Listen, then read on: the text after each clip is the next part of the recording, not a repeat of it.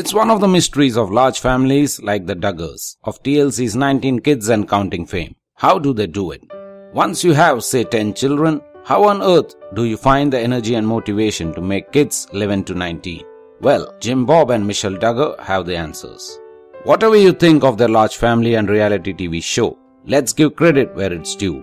They honestly seem to be quite in love with each other, and they know a thing or two about keeping the sexual sparks alive.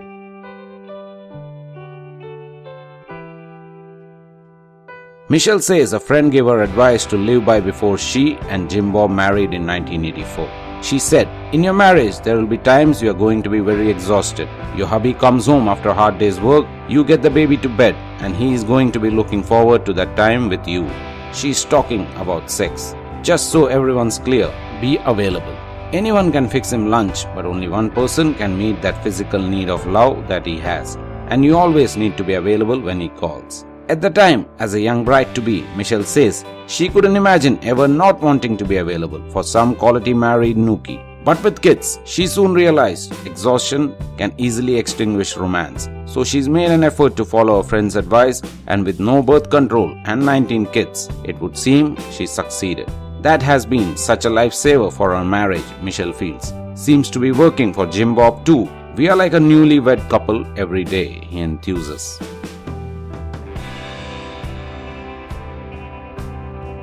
It's not all sexy time at the Duggars. They abstain when Michelle has a period and also after childbirth. 80 days before sex if it's a girl, 40 days after a boy.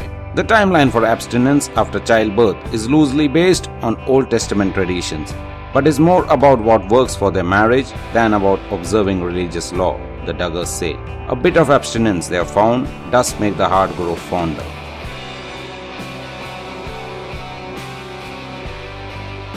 Lest you think Duggar romance is all about baby making, they note that the emotional intimacy is important too. Even in the whirlwind of raising 19 kids, they do little things like sending each other "I love you" texts, calling each other sweetie, and kissing in the kitchen. Jim Bob seems to put Michelle on a pedestal, and to be fair, she does the same to him.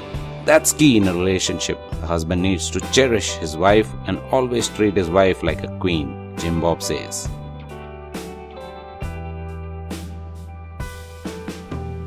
He shares his heart with me, his struggles, his fears, and his dreams, Michelle tells. Many men would not do that, but God's word says that before honor comes humility. When he learns to humble himself before God and me, it builds him up so much in my eyes.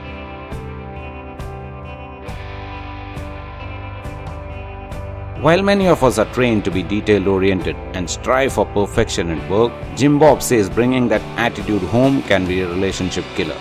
Withholding praise makes your loved ones lose that loving feeling.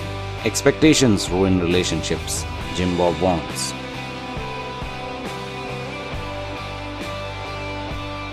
Michelle and Jim Bob go out, just the two of them, every Saturday night. Sure, they often end up talking about the kids, but it's still an important time for them to reconnect. They usually go to Michelle's favorite ice cream shop. It's really a special time.